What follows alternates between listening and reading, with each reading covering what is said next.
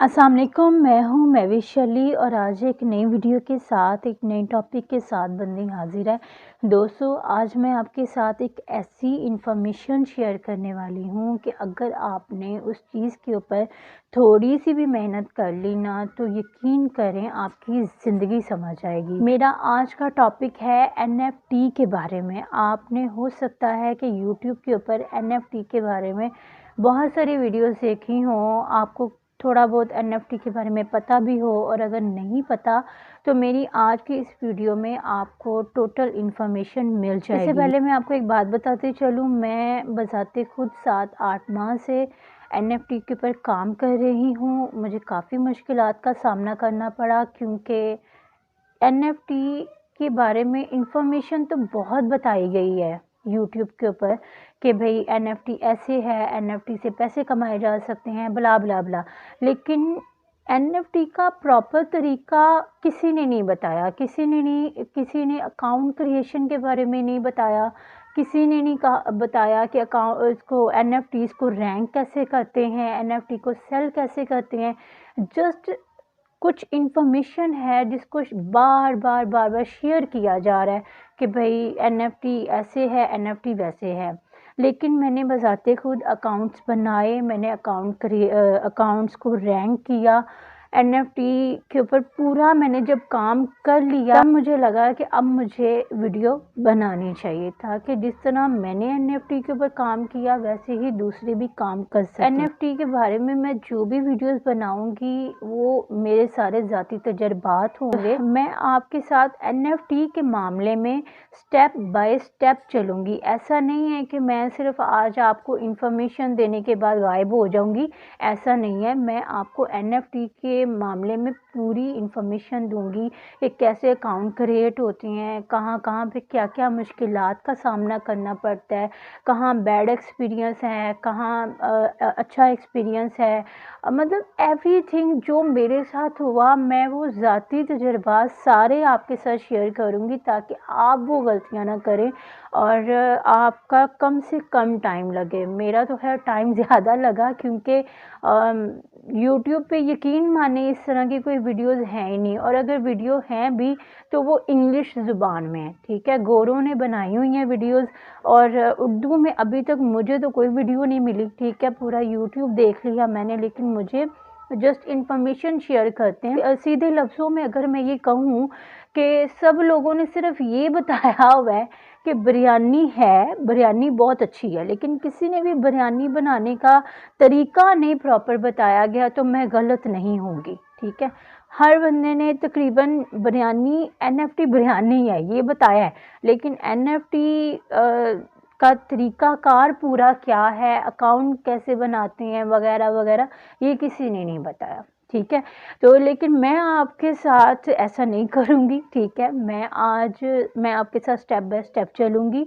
आज मैं आपको एनएफटी के बारे में शुरू से लेके एंड तक आपको इसकी गाइड मैं आपको करूँगी। ठीक है, कि एनएफटी होती क्या है, कहाँ से शुरू हुई, क्या इसकी क्या सोच है इसके पीछे, इसका क्या फ्यूचर होगा और क्यों इसका इतना ट्रेंड चल रहा है, मैं एवरीथिंग आपके साथ डिस्कस करने वाली हूँ। ठीक है, इसके बाद मेरी अगली वीडियोस भी एनएफटी के बारे में ही होंगी। मतलब कहने का ये है कि जिस तरह मैंने आपके साथ बाइनेंस की वीडियो मैंने पहले बनाई, उसके बाद मतलब टोटली क्रिप्टो करेंसी के बारे में वीडियोस बना रही हूँ। ठीक है, इसी तरह ये जो मेरी प्लेलिस्ट है ये टोटल एनएफटी के बारे में होगी। एनएफटी को मज़ीद डिस्कस करने से पहले मैं आपके साथ थोड़ी सी इंटरनेट की हिस्ट्री डिस्कस करना चाहती हूँ। ठीक है, क्योंकि इसको समझना, इस हिस्ट्री को समझना बहुत ज़रूरी है। ठीक है, डायरेक्ट मैं आपको एनएफटी पे नहीं लेके जाऊंगी कि ये कर लो, वो कर लो, वो कर लो।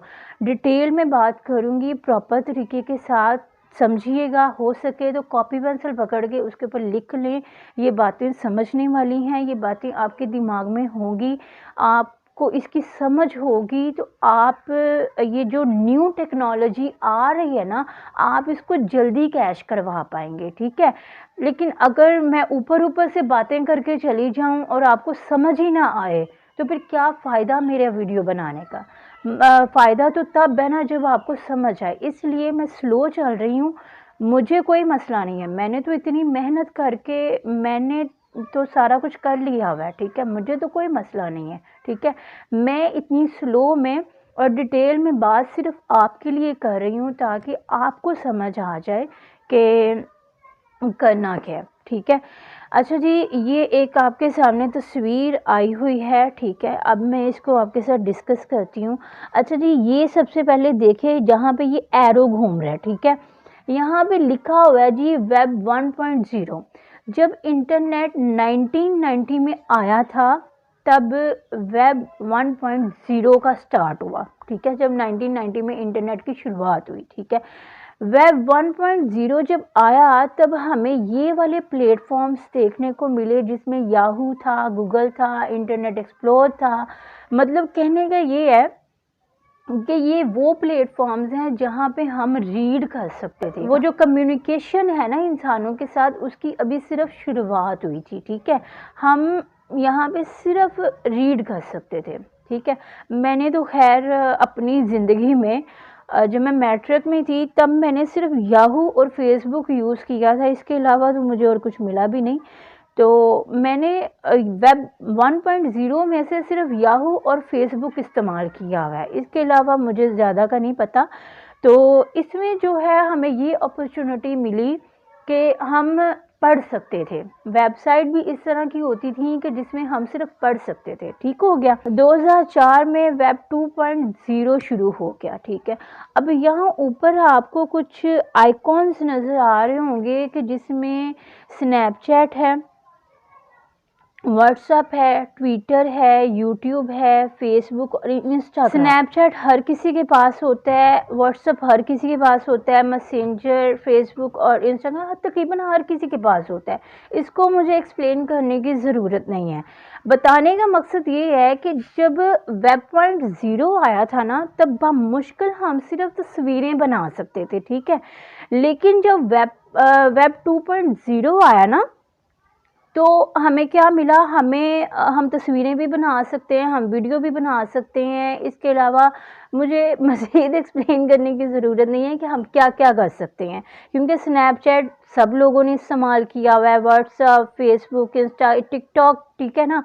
तो मतलब ये कि काफ़ी ज़्यादा टेक्नोलॉजी में इम्प्रूवमेंट आ गई, ठीक है।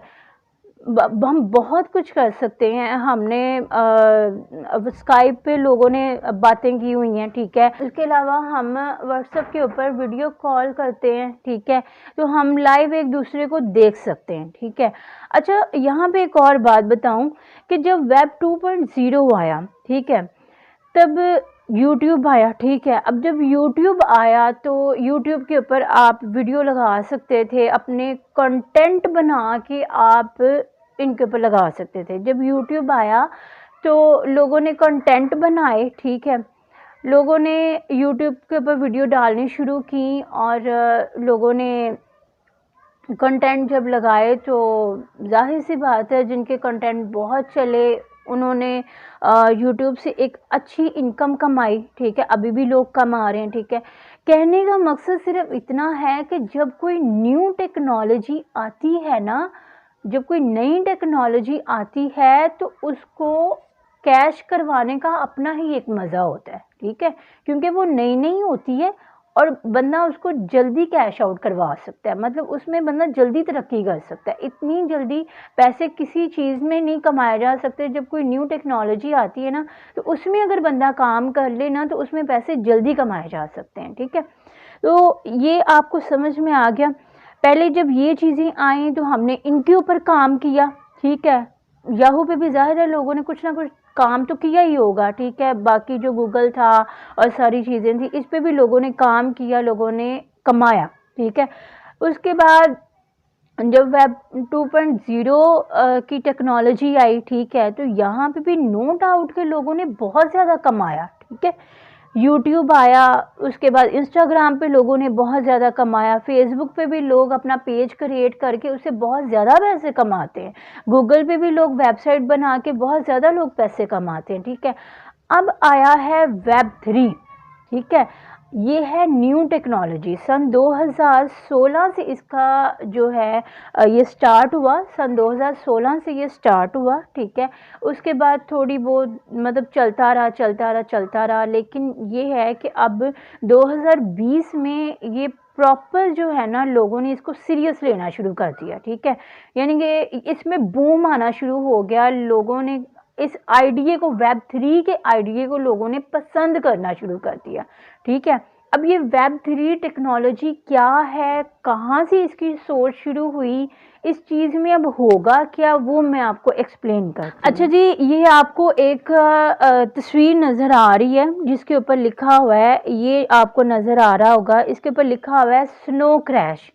1992 में एक राइटर ने एक किताब लिखी जिसका नाम था स्नो क्रैश, ठीक है। इस राइटर ने ये कहा 3D के ज़रिए एक अलग दुनिया तख्लीक की जा सकती है, ठीक है। अब ये 3D क्या होता है, जो लोग आर्किटेक्ट का काम करते हैं उनको बहुत अच्छी तरह से पता होगा।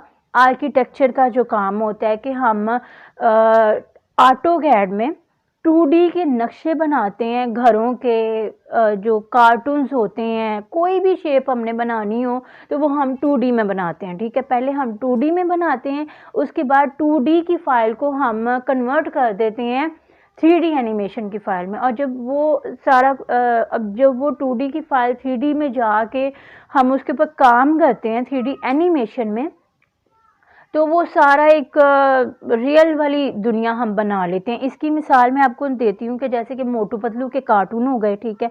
उसके अलावा बारबी के कार्टून आपने अगर कभी देखे हैं तो आपने देखा होगा कि उसमें एक अपनी पसंद की दुनिया बनाई होती है, जंगल है, पहाड़ हैं, दरिया, ये वो ना, ठीक है। मोटू पतलू के कार्टून की जो दुनिया है वो टोटली 3D एनिमेशन से ही होता है, ठीक है। तो आप यही समझ लें कि हम लोग भी कार्टून की दुनिया तख्लीक करने जा रहे हैं, ठीक है। 3D का थोड़ा सा मैंने सोचा एक्सप्लेन कर दूं, कुछ लोगों को नहीं भी पता होता, ठीक है। अच्छा जी, इस राइटर ने ये भी कहा कि हम 3D के ज़रिए जो अलहदा से दुनिया बनाएंगे ना, उस दुनिया का नाम इसने मेटावर्स रख दिया। उस दुनिया का नाम, उस जगह का नाम इसने मेटावर्स रख दिया, ठीक है। तो इसने कहा कि 3D के ज़रिए हम एक अलग दुनिया तख्लीक करेंगे। उसने कहा कि 3D के ज़रिए एक अलग दुनिया तख्लीक की जा सकती है और उस दुनिया में इंसान अपनी मर्ज़ी से अपनी दिल की ख्वाहिशें और हसरतें पूरी कर सकता है, जो हसरतें और ख्वाहिशें वो अपनी प्रैक्टिकल ज़िंदगी में पूरी नहीं कर सकता, ठीक है। अच्छा जी, ये देखें फेसबुक जो है वो मेटा में कन्वर्ट हो गया हुआ है, ठीक है। अगर आप कभी गौर करें तो अब ज़रूर गौर कीजिएगा, ठीक है।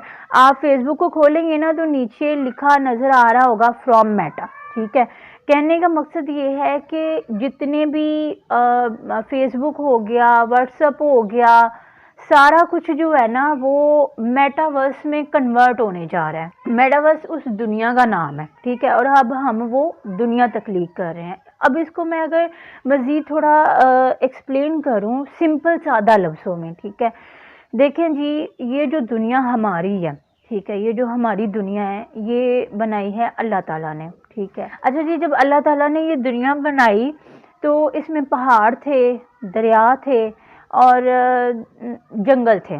जब ये दुनिया शुरू हुई, अगर बाबा आदम अलैहिस्सलाम के ज़माने में जाके देखा जाए तो ये दुनिया बिल्कुल सफ़ेदा फिरा हुआ था, ठीक है। और फिर क्या हुआ कि इंसान इस दुनिया में आया, इंसान में अक्ल था, शऊर था, ठीक है। और उसने सोचा, समझा, मेहनत की और ये पूरी दुनिया जो है वो बना दी गई, ठीक है।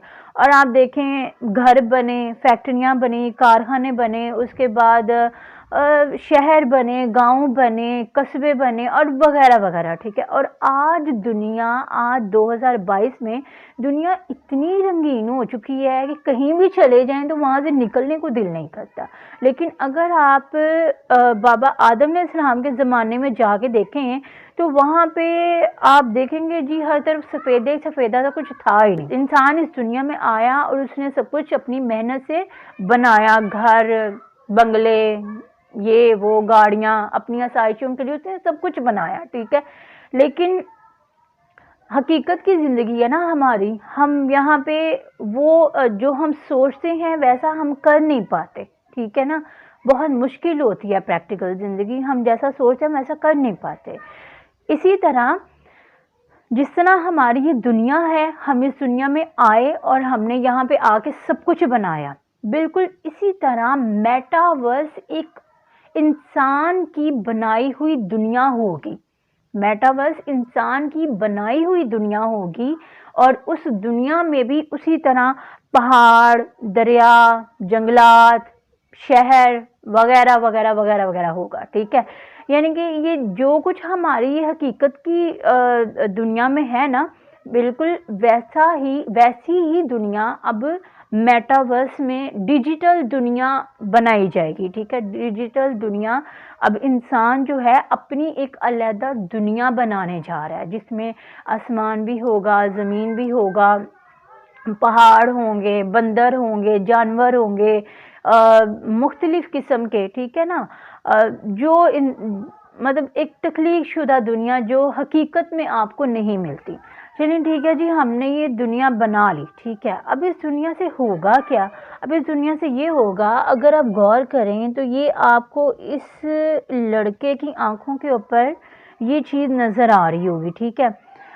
हम इस तरह की कोई चीज़ अपनी आंखों इसी तरह की, बल्कि वो ना एक ऐनक टाइप होती है, ठीक है। हम उसको पहनेंगे, ठीक है। तो उसको पहनने के बाद हम डिजिटल दुनिया में चले जाएंगे। जैसे कि अब आप यहाँ इस वक्त पाकिस्तान में बैठे हुए हैं, ठीक है। आप कहते हैं कि जी मेरा दिल करता है कि काश मैं लंदन जाऊं, ठीक है। या फिर आप कहते हैं कि काश मैं यूके जाऊं, काश मैं यूके का फलाना शॉपिंग मॉल घूम के आऊं, ठीक है। अब आप बैठे हैं पाकिस्तान में, ठीक है। आपका दिल कर रहा है कि जी मैं यूके के फलाने शॉपिंग मॉल में मेरा दिल कर रहा है कि मैं घूम के आऊँ, ठीक है। तो आप करेंगे क्या? आपके हाथ में होगा मोबाइल, आप और मोबाइल में होगा आपका फेसबुक, आपका व्हाट्सएप, आपकी जो भी एप्लीकेशन इस वक्त आप यूज़ कर रहे हैं, ठीक है। ये सारी एप्लीकेशंस आपके मोबाइल में तब भी होंगी, ठीक है। लेकिन मेटावर्स के आने के बाद क्या होगा, आपके मोबाइल में ये सारी एप्लीकेशंस आ गई, ठीक है। फेसबुक में जब आप फेसबुक खोलेंगे, ठीक है, फेसबुक आपकी लोकेशन मांगेगा कि भाई इस वक्त आप कहाँ हो, ठीक है। आप अपनी लोकेशन ऑन करेंगे और आप जिस जगह पे जाना चाहते हैं, आप यूके के शॉपिंग मॉल में जाना चाहते हैं, आप अपनी लोकेशन ऑन करेंगे और जिस जगह पे आप जाना चाहते हैं फेसबुक आपको उस लोकेशन पे पहुंचा देगा। अब आप बैठे अपने घर पे हैं, ठीक है। प्रैक्टिकल में आप कुछ नहीं चेंज हुआ, ठीक है। लेकिन होगा क्या कि आपकी जो रूह है, आपकी रूह वहां पे पहुंच जाएगी, ठीक है। आप वहाँ पहुँच जाएंगे, आप घूमेंगे फिरेंगे, आप चीज़ों को टच करेंगे, आपको महसूस होगा कि आप उन चीज़ों को छू रहे हैं, ठीक है। आप हकीकत में तो नहीं छुएंगे, लेकिन आपको जो फीलिंग्स है ना, जो आपको फीलिंग्स है वो टच वाली फीलिंग्स आएंगी, ठीक है। आपको महसूस होगा कि हाँ, आप मतलब देख सकते हैं सारी चीज़ों को वहाँ पे। जैसे आप प्रैक्टिकल में घूम फिर रहे होते हैं ना, बिल्कुल वैसे ही आपकी जो रूह होगी वो वहाँ पहुँच जाएगी और आप जो वहाँ पे जाके करना चाह रहे होंगे आप वो कर पाएंगे, ठीक है। ये है वो चीज़, जैसे कि अभी आप व्हाट्सएप के ऊपर वीडियो कॉल मिलाते हो, ठीक है। तो आप वीडियो कॉल में क्या होता है कि आप किसी से बात कर रहे होती हैं तो उसकी तस्वीर आपको नज़र आती है, तस्वीर आपकी तस्वीर उसको नज़र आती है, ठीक है। लेकिन आने वाले वक्त में जब मेटावर्स और ये NFT सब कुछ रनिंग में आ जाएगा, ठीक है, तो आने वाले वक्त में क्या होगा कि आप अपना व्हाट्सएप ऑन करेंगे और जिस बंदे के साथ आप बात करना चाहते हैं ना, आप उस बंदे के पास ही पहुंच जाएंगे, ठीक है। आप प्रैक्टिकल में तो नहीं जा सकते, लेकिन आप उस बंदे के पास पहुंच जाएंगे, अपनी लोकेशन ऑन करेंगे और आप उसके पास पहुंच जाएंगे। वो आप बातें अपने घर पे अपने मोबाइल पे बैठ के कर रहे होंगे, लेकिन उस बंदे को आप सामने नज़र आएंगे और आप आमने सामने बैठ के जैसे बात करते हैं ना, वैसा होगा, अच्छा जी, आपको मैंने एक्सप्लेन किया कि इंटरनेट की हिस्ट्री क्या थी, वेब 1 क्या है, वेब 2 क्या है और वेब 3 क्या है। आपकी वेब 3 में एप्लीकेशंस वही रहेंगी, लेकिन उन एप्लीकेशंस के ज़रिए अब जस्ट तस्वीरें, वीडियोस और कम्युनिकेशन नहीं होगी। जस्ट तस्वीरें, वीडियोस और सिर्फ बातचीत नहीं हुआ करेगी। आप बजाते खुद अगले बंदे के सर पे जाके बैठ जाया करेंगे। ठीक है, वीडियो काफ़ी सीरियस हो गई थी, मैंने सोचा थोड़ा हंस भी लेना चाहिए। तो ये चीज़ है कि अब आप सिर्फ उससे बात नहीं करेंगे, आप बजाते खुद उस बंदे के सर पे जाके बैठ जाएंगे। ठीक है, तो आमने सामने बातचीत होगी। तो आई थिंक आपको अब समझ आ गया होगा कि वेब 1 में क्या हुआ, वेब 2 में क्या हुआ और अब वेब 3 में क्या होने जा रहा है। ठीक है, सारी दुनिया जो है वो डिजिटल में कन्वर्ट होने जा रही है, यानी कि इंटरनेट अपनी एक अलहदा दुनिया बनाने जा रहा है और हम लोग जो हैं वो उस दुनिया में घूम फिर सकेंगे। ठीक है, और हम लोग वहाँ पे सारा कुछ वैसे ही कर रहे होंगे जैसे रियल ज़िंदगी में हम कर रहे होते हैं। अब बात करते हैं कि जी हम इस न्यू टेक्नोलॉजी से हम कैसे फ़ायदा उठा सकते हैं। ठीक है, अब उस चीज़ की तरफ आ जाते हैं। आई होप सो मैंने इसको काफ़ी डिटेल में एक्सप्लेन किया है। अब कोई कन्फ्यूजन रह तो नहीं जानी चाहिए। ठीक है, अगर फिर भी अगर आपको समझ ना आए तो आप मुझे कमेंट सेक्शन में पूछ सकते हैं। ठीक है, अब बात करते हैं कि जी हम इस टेक्नोलॉजी का फ़ायदा कैसे उठा सकते हैं, ये चीज़ हमारे काम कैसे आएगी और हम इसको कैश कैसे करवा सकते हैं। या मेटावर्स वो दुनिया है। ठीक है, और हमने काम करना है जी NFT के ऊपर। ठीक है, अब NFT क्या है? NFT एक शॉर्टकट नेम। ठीक है, और इसका जो पूरा नाम है वो नॉन फंजिबल टोकन्स, ये आपको नीचे नज़र भी आ रहा होगा। ठीक है, नॉन फंजिबल टोकन्स का मतलब होता है कि एक ऐसी चीज़ या कोई ऐसा टोकन जिसका कोई नेमुल बदल नहीं होता, उसका सिर्फ एक बंदा मालिक होता है, उसका और कोई मालिक नहीं हो सकता। ठीक है, वो चीज़ जिसके पास होगी बस वही उसका मालिक होगा। ठीक है, अब इसका मैं आपको बताऊं, अभी मैंने आपको थोड़ी देर पहले ये बताया कि जी एक डिजिटल दुनिया हम बनाने जा रहे हैं। हम इंसान जिस तरह हमने यूट्यूब के ऊपर काम किया था ना, थोड़ा सा याद करें, हमने जब यूट्यूब नया नया आया, जो बंदा जो कर सकता था ना, यूट्यूब के ऊपर कंटेंट क्रिएट हो गए। मतलब कहने का ये है, खाने बहुत अच्छे बना सकता था, उस बंदे ने खाने वाला चैनल खोल लिया। ठीक है, जो बंदा केक बहुत अच्छा बना सकता था उसने केक वाला चैनल खोल दिया। जो बंदा कॉमेडी बहुत अच्छी कर सकता था उसने कॉमेडी वाला चैनल खोल लिया। और ड्रामे चलते थे, हमारे फिल्म इंडस्ट्री थी। ठीक है, वो सारा कुछ जो है, जो बंदा जो कर सकता था ना, उसने उस चीज़ का चैनल खोल के उसको मोनेटाइज करके उससे पैसा कमा लिया। ठीक है, तो यहाँ पे भी यही चीज़ अप्लाई होगी। ठीक है, अब हम लोगों ने करना क्या है, हमने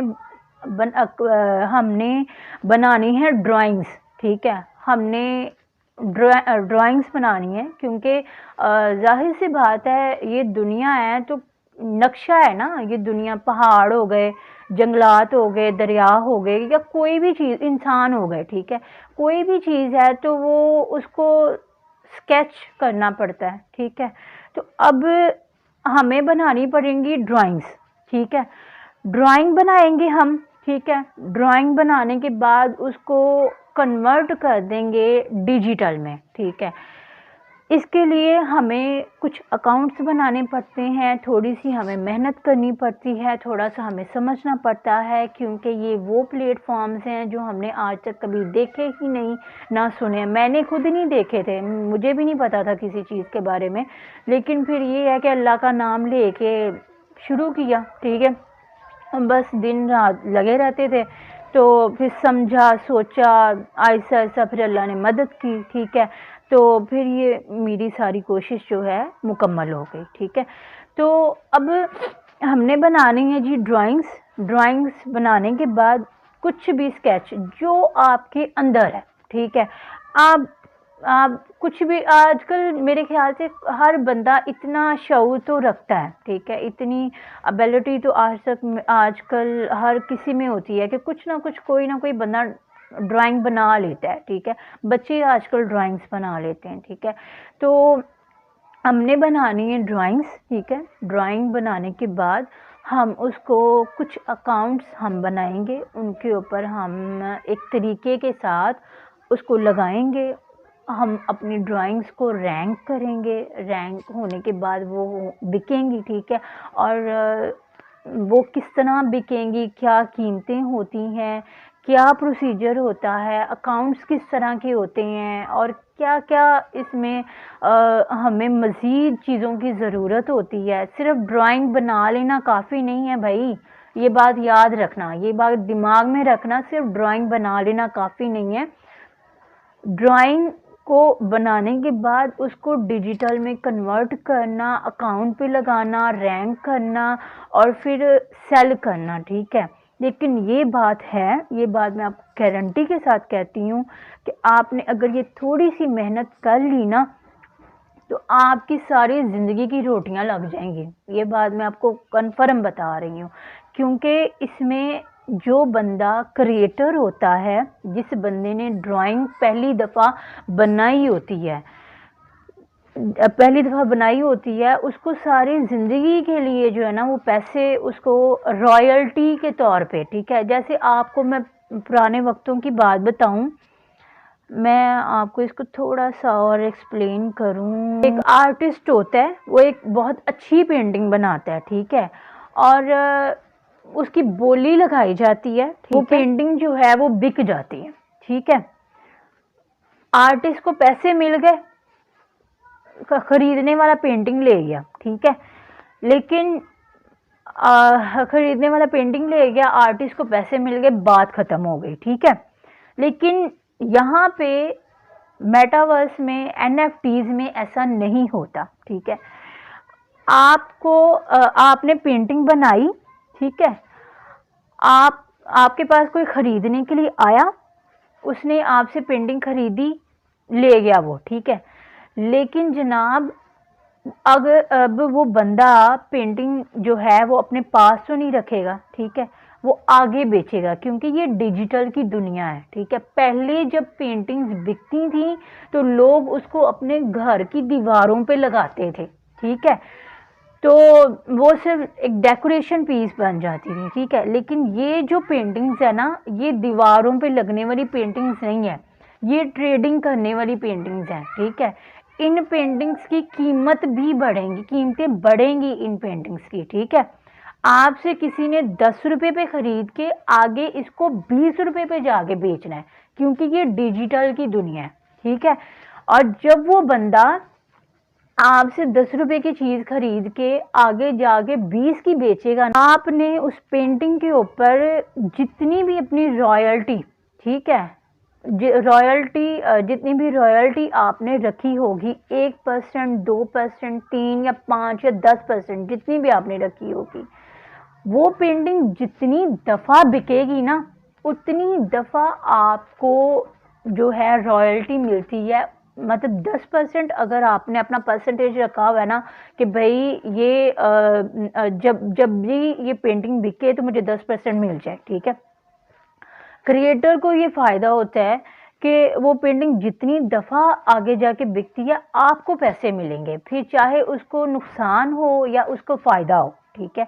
तो इस तरह हुआ ना फिर आपका फ़ायदा। एक दफ़ा पेंटिंग बनानी है, मेहनत एक दफ़ा करनी है, ठीक है, तो सारी ज़िंदगी आप कमाओगे, सारी ज़िंदगी वेले बैठ के खाना फिर, ठीक है। तो ये चीज़ है कि अगर आप इसके ऊपर अच्छी तरह से मेहनत करते हैं, थोड़ा दिल बड़ा करके, तो आप इससे बहुत ज़्यादा कमा सकते हैं, ठीक है, कमा भी सकते हैं और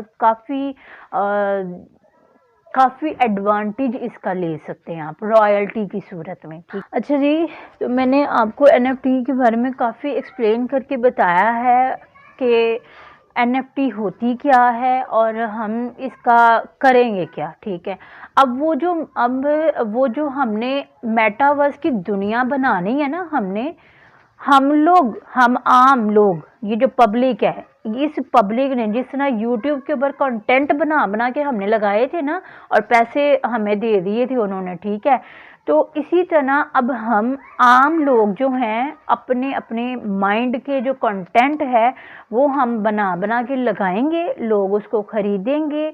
और यही जो पेंटिंग्स है ना, ये बड़ी बड़ी जो कंपनीज होंगी ना, अलहदा से सॉफ्टवेयर्स के ज़रिए उनको जोड़ेंगे और जोड़ने के बाद वो दुनिया तख्लीक करेंगे। ठीक है, आज की इस वीडियो में मैंने आपके साथ डिस्कस किया कि वेब 1 क्या है, वेब 2 में हमने क्या क्या फ़ायदे लिए, ठीक है, और वेब 3 जो है अब इसका हम किस तरह से फ़ायदा ले सकते हैं। ठीक है, हमने जस्ट बनानी है ड्राइंग्स और ड्राइंग बना के हमने बेचनी है। तो आज की वीडियो में इतना ही।